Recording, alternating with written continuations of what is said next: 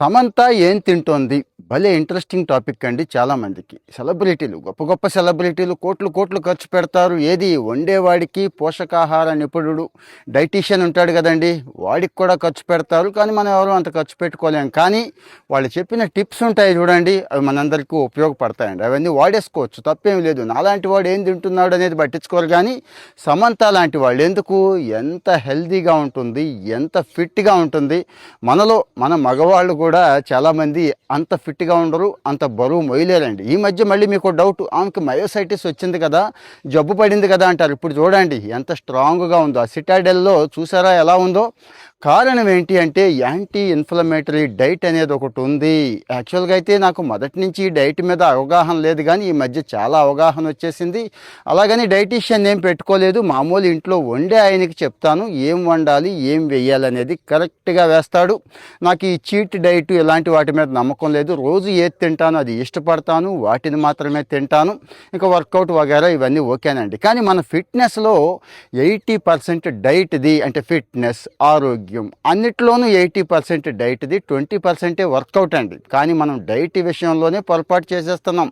శరీరం దేవాలయం, ఔషధం, ఆహారాన్ని ఇప్పుడు ఔషధంలా ఇస్తే హాయిగా ఉంటాం. లేకపోతే రేపటి రోజు ఆహారంలాగా ఔషధాలని మందు మాకు మింగల్సి వస్తుంది అనేది చాలామంది నమ్ముతారు కదా, వాళ్ళ కోసమే ఇది. సరే, విషయానికి వచ్చేస్తాను. ఈ యాంటీ ఇన్ఫ్లమేటరీ డైట్ ఉంటుందండి. ఆమె బ్రాకలీ దగ్గర నుంచి క్యాబేజీ, క్యాలీఫ్లవర్లు ఉన్నాయి చూశారు, మామూలుగా ఉండదండి అందులో జరిగే మేలు. అవి తీసుకుంటాను, మొలకలు కూడా తీసుకుంటాను అని చెప్పిందండి. ఇంకా మిగిలినవి ఏం తీసుకుంటాను అనేది పక్కన పెడితే, అంటే మనకు పనికొచ్చేవి చెప్తున్నానండి. పసుపు తీసుకుంటుందటండి. ఖచ్చితంగా పసుపు అనేది ఉండాల్సిందే. పసుపు లేకపోతే అసలు నాకు డైటే ఉండదు. అంటే అందులో ఎంత మంచి యాంటీ ఇన్ఫ్లమేటరీ ఉంది అనేది గమనించాలి. ఇప్పుడు ఇక్కడ పండిస్తున్న పసుపు అంతా డిఏపి, యూరియాలు వేసేస్తున్నారు కదండి అంటారేమో. నేనైతే ఒరిజినల్ పసుపు ఎక్కడో కొండల్లో కోనల్లో పైన పండుద్దండి.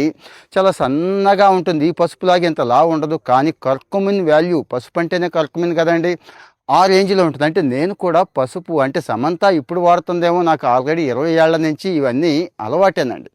ఈ పసుపు ఒకటే కాకుండా నెయ్యి వాడుద్దటండి. అంటే మనకి అందరికీ అంత స్తోమత లేనప్పుడు కోల్డ్ ప్రెస్డ్ ఆయిల్స్, గానుగ నూనెలు, ఏవి మామూలు నూనెలే తెచ్చుకుంటే శ్రేష్టం. కానీ 4 స్పూన్లు 5 స్పూన్లు ఆ ఆయిల్ కంటే 1 స్పూన్ నెయ్యి ఏదైనా ఎక్కువలే కదండి ప్రైస్. సో నాకు బాగా నచ్చింది ఏంటంటే ఆ బ్రాకలీ, మొలకలు వగైరా యాంటీ ఇన్ఫ్లమేటరీ గుణాలు ఉన్నాయి డైలీ డైట్లో చేర్చుకోవడం వల్ల. అలాగే పసుపు, ఇగో ఈ నెయ్యి, ఇవి చేసే మేలుక అంతా ఇంత కాదని ఆవిడ స్వయంగా చెప్తుంటే సోషల్ మీడియాలో తెలుసు కదా చర్చ ఎలా ఉంటుందో. చర్చ కాదు, రచ్చ రచ్చ జరుగుతోంది.